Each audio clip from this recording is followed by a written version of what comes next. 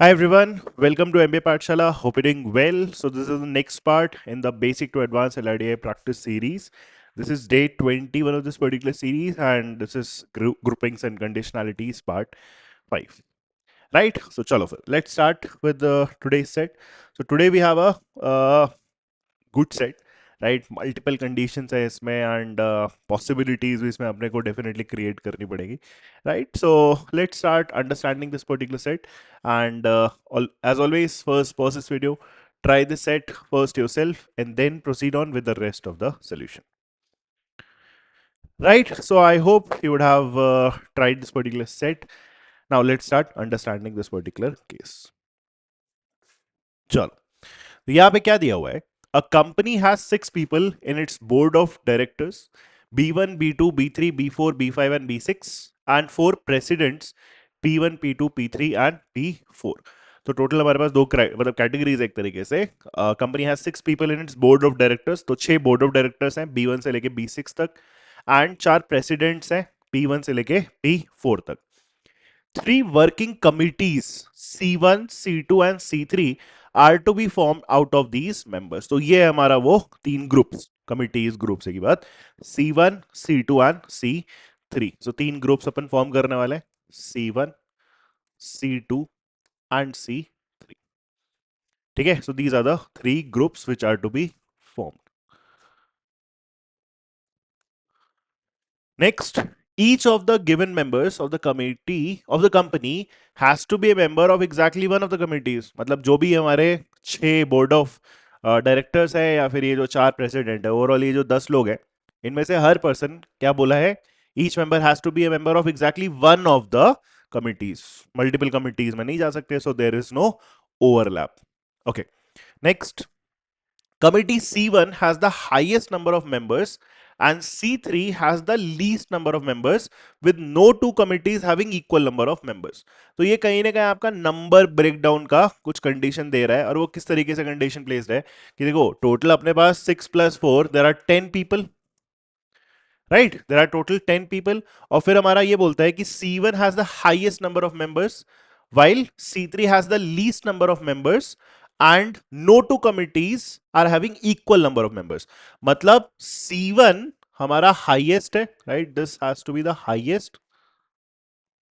C3 हमारा least है, और C2 ऑब्वियसली हमारा कहीं ना कहीं मिडिल में आने वाला है, राइट? ये हाईएस्ट है, ये लीस्ट है, और ये हमारा कहीं ना कहीं मिडिल में आएगा. तो कुछ ऑर्डर ऐसा होना चाहिए कि C1 has to have the greatest number of people. C1 का नंबर C2 से बड़ा होगा, और C2 का नंबर डेफिनेटली फिर हमारा C3 से बड़ा होगा.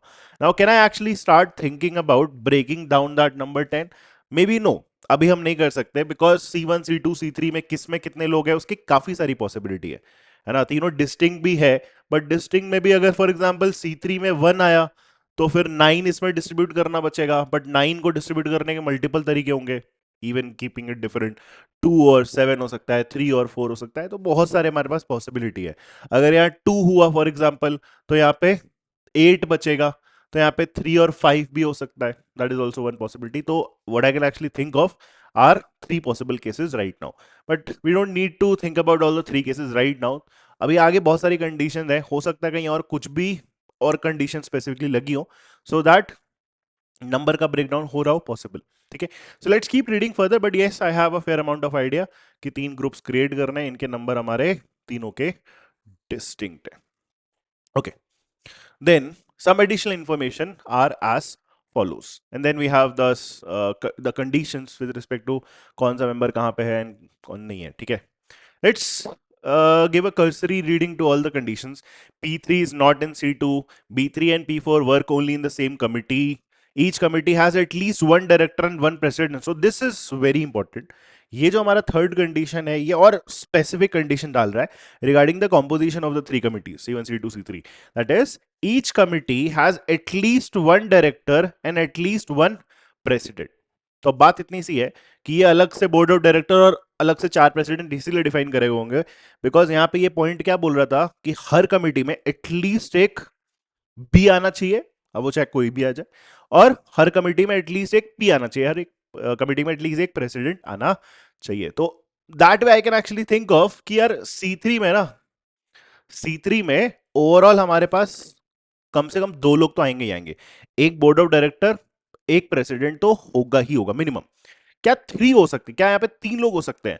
अगर ये 3 हुआ तो इसको मिनिमम 4 होना पड़ेगा, इसको मिनिमम 5 होना पड़ेगा, but then the addition will go till 12 minimum भी। तो इसलिए कभी भी 3 नहीं हो सकता। इसलिए now I can actually conclude कि C3 में कितने लोग हैं? एग्जैक्टली 2 लोग हैं। ठीक है, C3 में कितने लोग हैं? एग्जैक्टली 2 लोग हैं। बचा कितना था? 8 बचा था। इसको अगर हमने 3 रखा तो ये 5 आएगा। What is the other possibility? 4 and 4, but 4 and 4 अपना अलाउड नहीं है। सो इसका मतलब हम नंबर्स अब यहां पे ब्रेक कर पाएंगे कि C2 में कितने लोग होंगे हमारे? 3 लोग आएंगे। और C1 में कितने लोग आएंगे हमारे पास? 5। Right, 5, 3 and 2 is the composition. And हर एक कमिटी में हमारा एटलीस्ट एक बी आएगा और एटलीस्ट एक सी आएगा। तो एक काम करते हैं, जैसे एक तो मैं मल्टीपल केसेस बना लेता हूं, जैसे अगर मेरे को बहुत सारे केसेस इसमें ड्रॉट करने पड़े, उसमें भी मैं एक काम कर लेता हूं। जैसे इसको हौच पौच ना होने दें, उसके लिए मेरे को दोनों चीज लिखनी है, मेरे को बी भी लिखना है, मेरे को पी भी लिखना है। तो मैं ये पूरा एक डिस्ट्रीब्यूशन है, इसको ना 2 पार्ट्स में डिवाइड कर लेता हूँ। ऊपर मैं बी वाले लिख दूंगा, नीचे पी वाले लिख दूंगा। और जैसे जैसे अगर और केसेस भी बने तो ऊपर बी वाला और हमेशा नीचे पी वाला नाम लिखूंगा। ठीक है, सो थोड़ी सी क्लैरिटी रहेगी, दैट्स ऑल।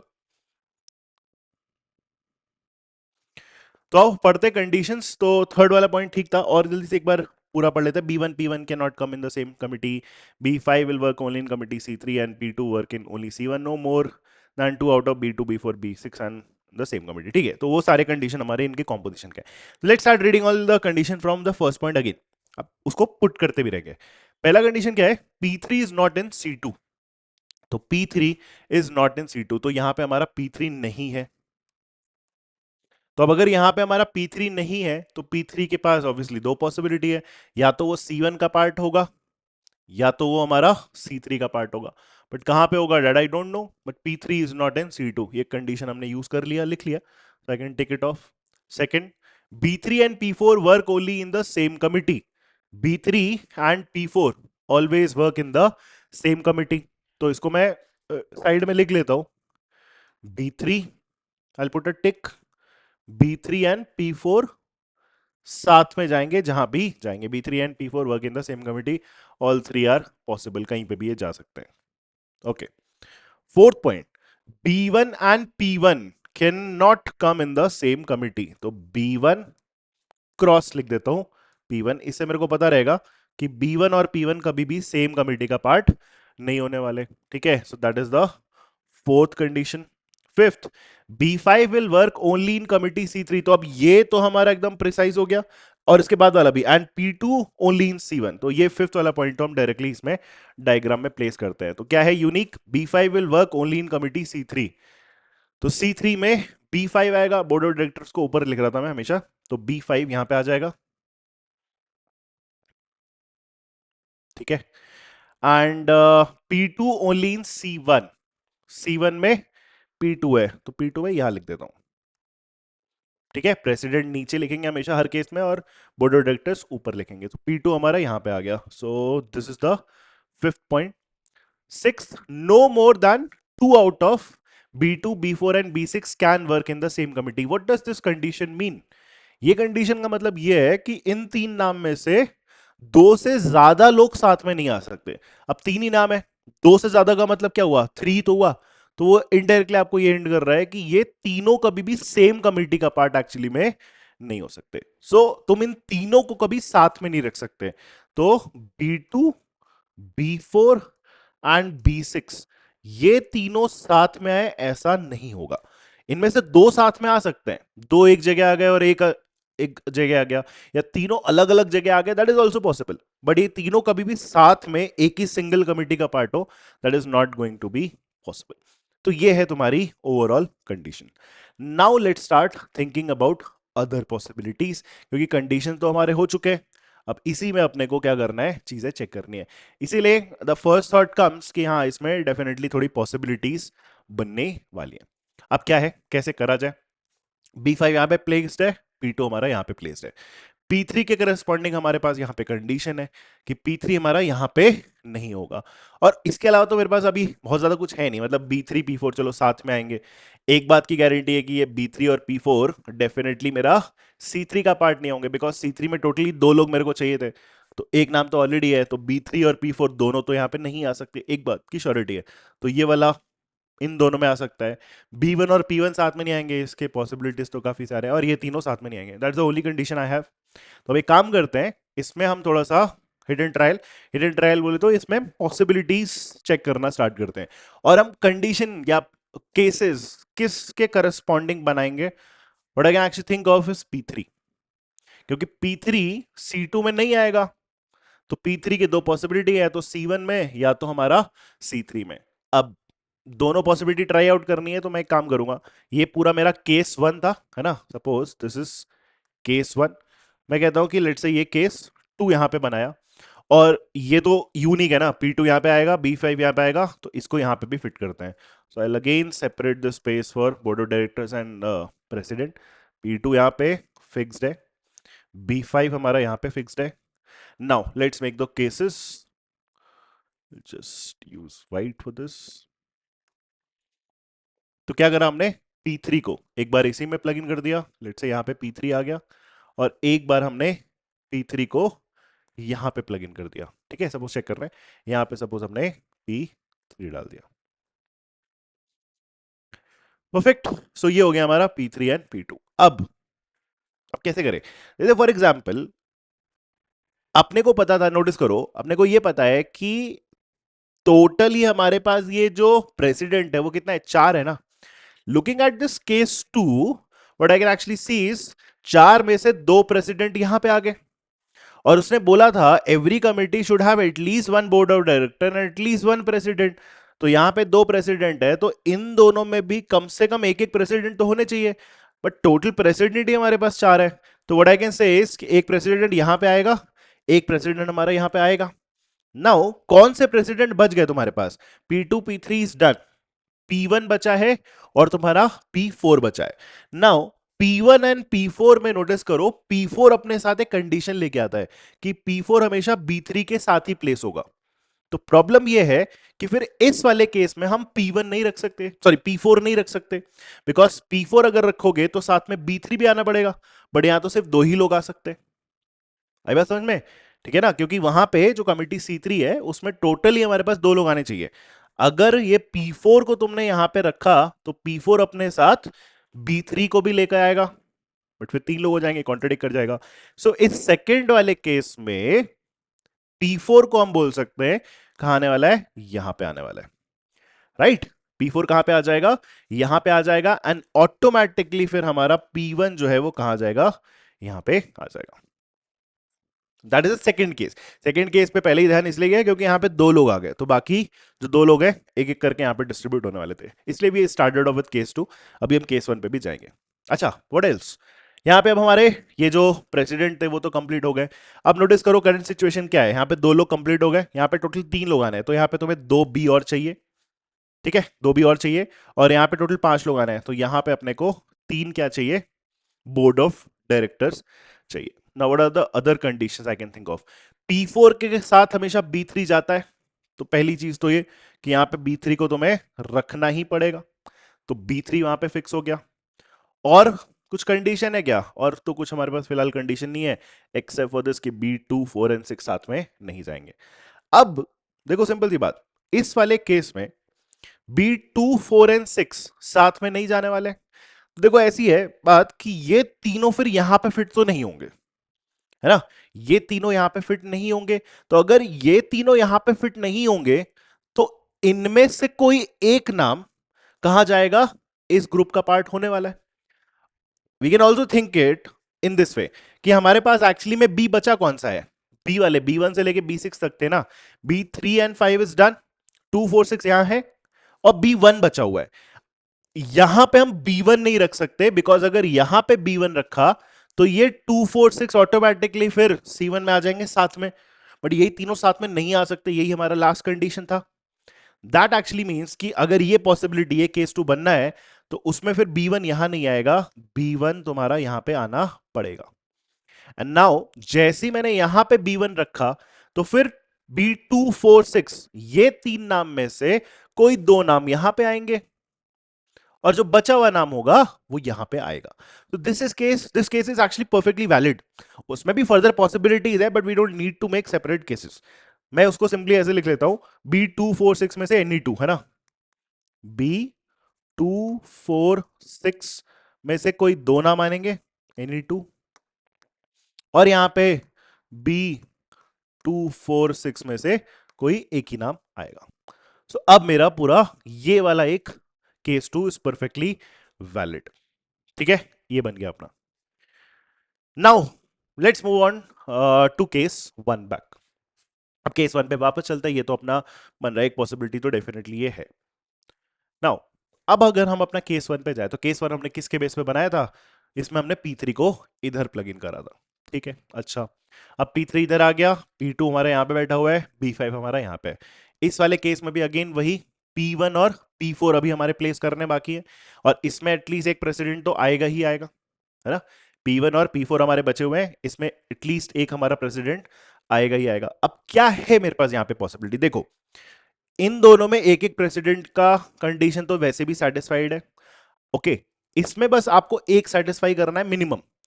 लेकिन बचे तुम्हारे पास कितने प्रेसिडेंट है, दो. एक P1 बचा है और एक तुम्हारा P4 बचा है. There are two possibilities emerging from here. क्या कि इसमें मैं कोई एक प्रेसिडेंट को प्लग इन करूं, किसी एक प्रेसिडेंट को प्लग इन करूं बिटवीन P1 एंड P4, या फिर मैं दोनों को प्लग इन करके भी देख सकता हूं, क्योंकि फिर भी कंडीशन प्रेसिडेंट वाली तो मेरी सेटिस्फाइड रहेगी ना. तो एक काम करते हैं, I just quickly go and check all the cases. अब कैसे चेक करेंगे, थोड़ा सा फोकस करते हैं. ठीक है, पहले मैं कह रहा हूं सपोज वो वाली पॉसिबिलिटी देखते हैं जिसमें दोनों ही बचे हुए प्रेसिडेंट यहां पे आए. सपोज दोनों ही प्रेसिडेंट, तो मान लो मैंने यहां पे बोला कि यहां पे P1 भी है और यहां पे P4 भी है. तो क्या होगा, क्या ये केस पॉसिबल है, देखते हैं. अगर मैंने यहां पे P1 एंड P4 को प्लग इन करा तो अपने साथ वो क्या क्या चीजें लेके आते हैं. P4 अपने साथ हमेशा B3 को लेके आता है. ठीक है, P4 हमेशा अपने साथ B3 को लेके आता है. लेकिन इसके साथ एक चीज हुई, इस कमेटी में टोटल याद रखना तुम्हारे पास तीन लोग होने चाहिए थे. There should be 3 members only. P1 P4 दोनों रखा तो B3 आया and that gave our third member of this committee. तो तीन तो कंप्लीट हो गए ना. इसका मतलब अब यह है कि जितने भी तुम्हारे बोर्ड ऑफ डायरेक्टर्स बचे हैं वो सारे के सारे यहां आने चाहिए. तो यहां पे एक P2 है ना, तो यहां पे चार नाम आएंगे. नोटिस करो वो चार नाम कौन से आएंगे, वही फेमिलियर नाम है, B2 B4 B6 and B1. तो वो चारों यहां पे आएंगे ना, तो ये तीन भी तो यहीं पे दिखेंगे तुम्हें. And that will create a contradiction, because उसने स्पेसिफिकली बोल रखा है कि ये तीनों कभी भी साथ में नहीं आ सकते. गया. तो इसका मतलब जो हमारा अजम्पशन था जिसके बेस पर हमने ये कंडीशन ड्रॉ आउट करा कि दोनों ही P1 एंड P4 दोनों ही यहां पे आ गए, उसमें अपने को क्या है, प्रॉब्लम है. तो दोनों यहां पे नहीं आ सकते. That part we can actually conclude. तो हटा दो यहां से.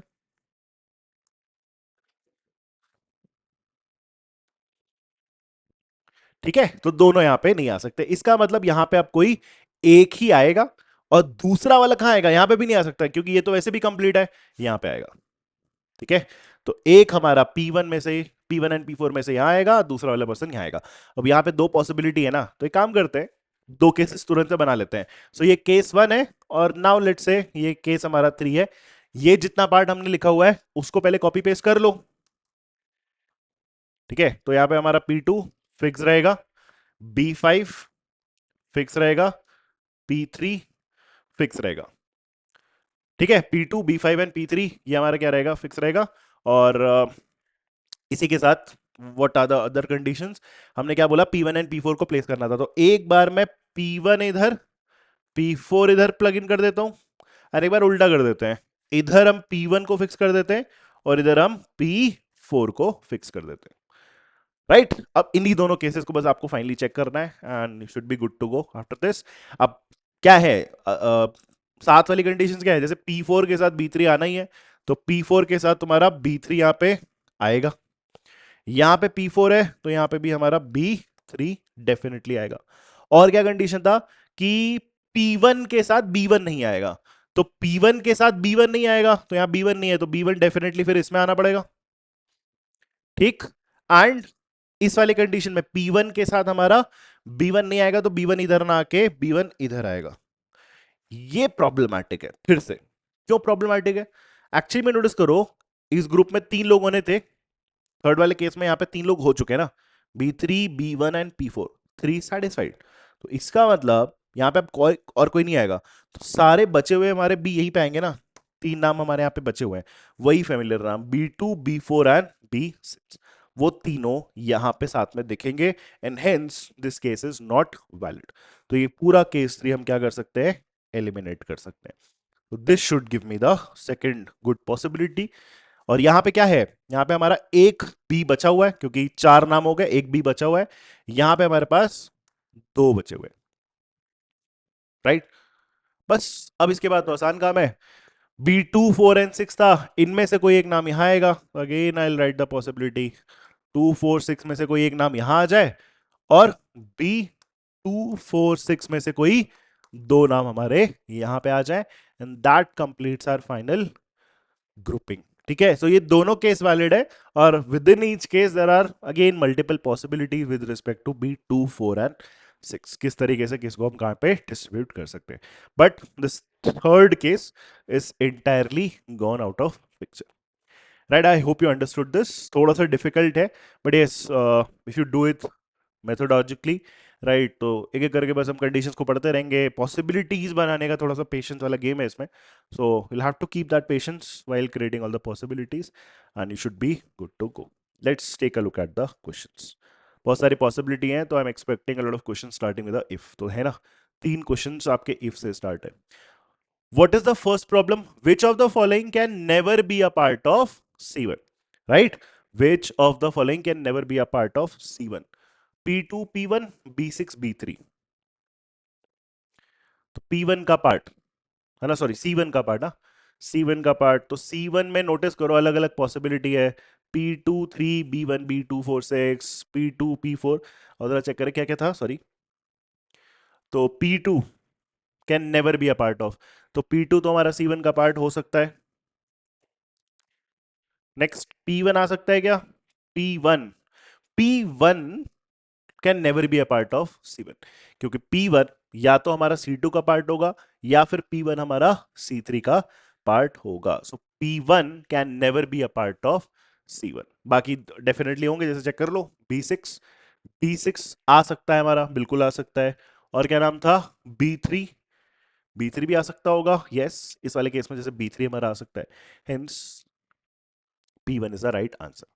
Second, if B6 and P1 are in the same committee, then which of the following are definitely in a committee together? पहले केस डिसाइड करते हैं कि कौन से केस में ये चीज सेटिस्फाई हो रही है, उसी केस से फिर हम फर्दर आंसर करेंगे। तो if B6 and P1 are in the same committee, B6 and P1, ये वाला केस है ना, if B6 and P1 are in the same committee, मतलब ये वाला केस उठाएंगे, केस 1, और इसमें वो ये कह रहा है कि B6 हमारा P1 के साथ है, तो यहाँ पे 6 की तो गारंटी है, मतलब फर्स्ट केस से आंसर करना है।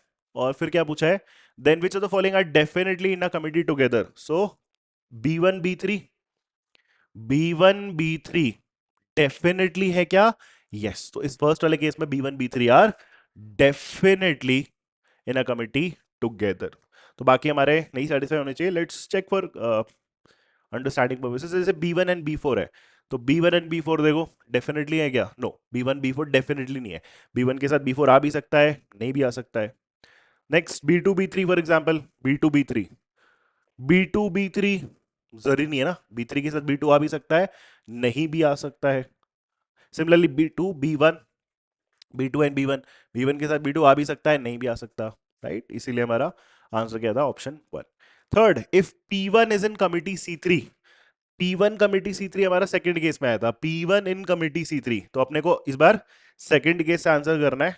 और क्या है हमारा question, then who can not be in C2, who can not be in C2, तो P4 है, B3 है, बाकी 2 4 6 में से कोई एक नाम है, तो 3 4 B3 P4, तो B3 हो सकता है, P4 भी हमारा हो सकता है, ठीक है, B3 B4, और B2 4 6 में से कोई एक, B2 4 6 में से कोई एक 6 भी हो सकता है. B1 who cannot be a part of C2, B1 cannot be a part of C2. Now the last problem, fourth, if P1 is in C2, ये हमारा पहला वाला केस था एक्चुअली ना, sorry. if P1 is in C2, तो P1 is in C2, तो again इस वाले केस से आंसर करना है. And what is the problem? Then which of the following cannot be in committee C1? Okay, C1 से फिर बाहर बस आपको देखना है who cannot be a part of C1. तो who cannot be a part of C1? तो ये 5 लोग, P1 P3 B5. Let's keep eliminating P1 P3 B5.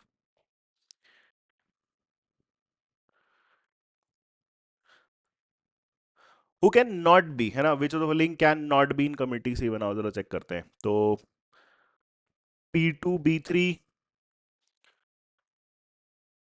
P2, तो ये तो गलत हो गया क्योंकि P2 फिर हमारा C1 का पार्ट है ना. P2 हमारा C1 का पार्ट है. मतलब आपको basically can not be in committee C1.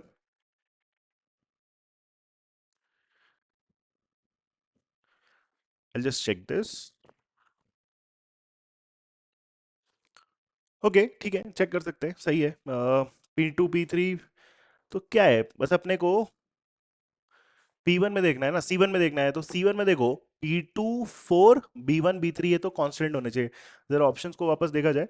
P2 P4 B1 B3, P2 P4 B1 B3, P2 P4 B2 B3. B2 तो हमारा नहीं आ सकता,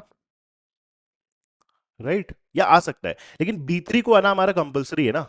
P2 P4 B1 B3 ये हमारे कंपलसरी है. P2 P4 B1 and B3. B option में notice करो हमारा B1 प्रेजेंट नहीं है. बाकी सब में, सी में भी P2 P4 B1 B3, P2 P4 B1 B3 और B2 4 6 में से कोई एक नाम. तो इसमें 6 है, इसमें 4 है और फर्स्ट वाले में P2 P4 B1 B3 के साथ B2 था. तो ये तीनों हमारे A C D हो सकते हैं. विच of the following can not be in committee C1? तो डेफिनेटली हमारा ऑप्शन बी ये नहीं हो सकता because P2 P4 B1 B3 were constant. बाकी B2 4 6 में से कोई एक नाम और आएगा, right. So that is the final problem. Right, so I hope you understood this particular set. If you have any doubts, you can just put that in the comments. Thank you. See you in the next video. Bye.